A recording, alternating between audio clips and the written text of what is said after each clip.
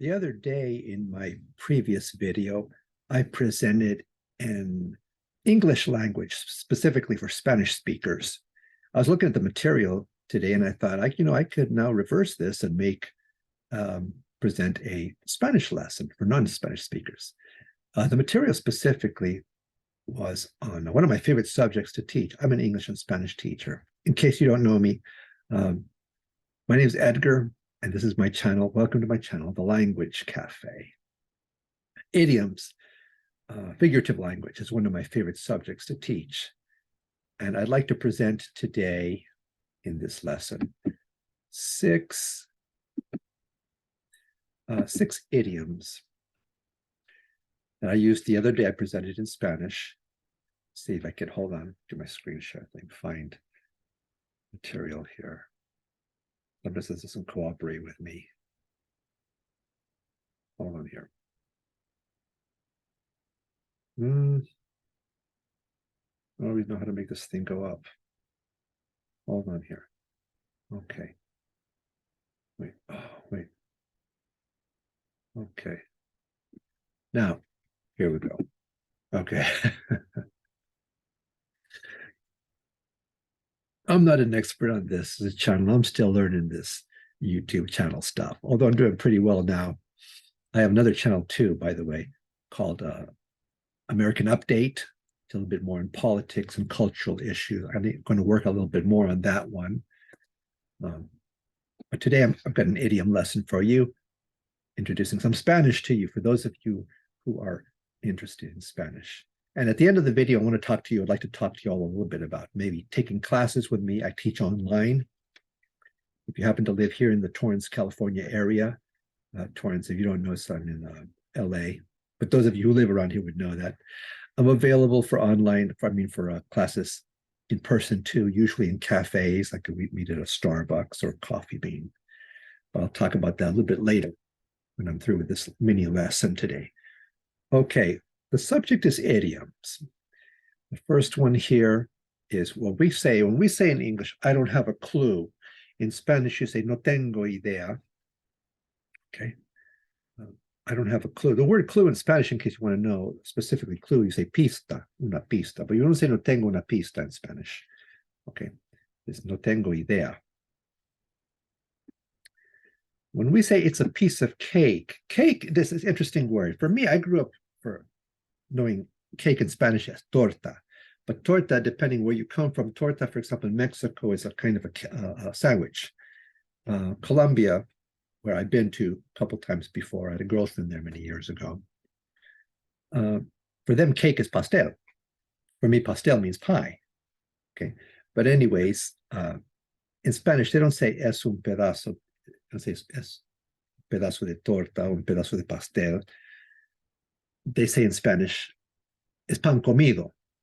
Okay, literally that means it's eaten bread. It's already eaten. It's just simple bread to eat. Okay, so referring to how easy something is to do, there's nothing to it. You say es pan comido. Okay. Next one, when we say you're pulling my leg, number 3, when you're pulling my leg, right? You're kidding me. What we say normally. In Spanish, someone will say to you, "Oh, me estás tomando el pelo," right? You're in other words, literally, you're pulling my hair. It's not you're pulling my leg, or you're taking my hair. Okay.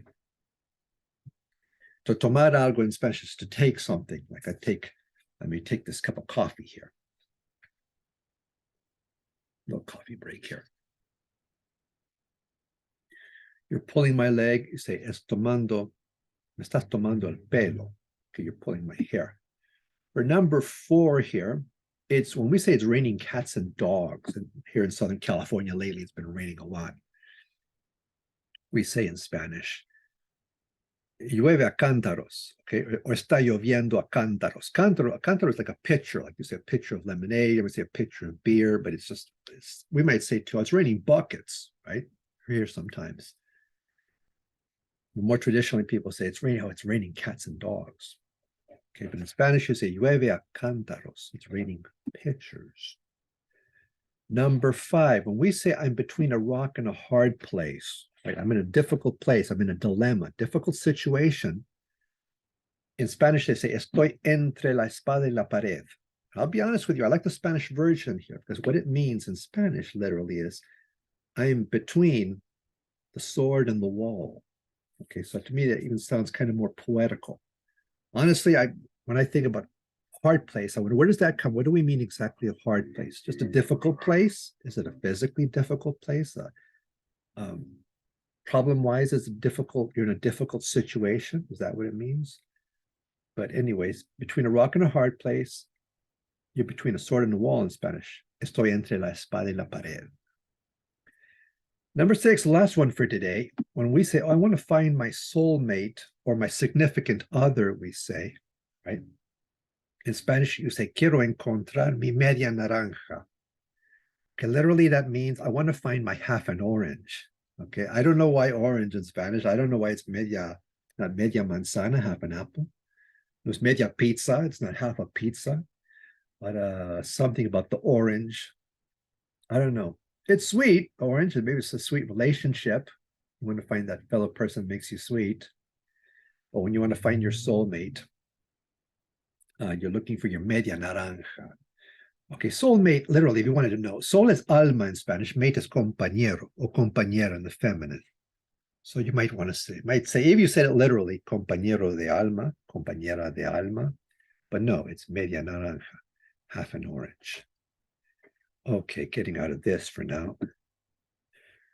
Okay, that's your mini lesson for today on Spanish idioms. I'd like to introduce, not introduce you, but invite you to maybe take classes with me online, teaching either Spanish or English. If you know anybody who's an ESL student, may be interested. My contact information will be down below underneath this video. You can write me there. And when I teach English and Spanish, we tend to study out of either books or online through internet sites or just practicing conversation. If you're a little advanced, more advanced in, for example, Spanish or English, you could go straight skipping the grammar, okay, or vocabulary, and you may want to study more things like idioms and slang and expressions. I've had students that I've worked with in studying, reading novels, okay? I've helped people to prepare for tests in English, like the TOEIC and the TOEFL exams, ICANN tests. The Japanese is a big thing, the ICANN test. Anyways, I'm available. And again, I'm Edgar Montoya. This is the Language Cafe. I hope to receive your likes, your comments. Maybe you subscribe to this channel. It's a little channel. It's a little bit on everything. I do language. I do culture, cuisine. Talk about maybe sometimes sports. What's going on a little bit. My other channel, you find it American Update, more politically oriented. Hey, I'm open to different opinions on politics. Okay, so it's one of those channels. Anyways, thank you for attending today. Thank you for showing up. Thank you for being, again, I'm Edgar Montoya for the Language Cafe. Thank you so much, and bye for now.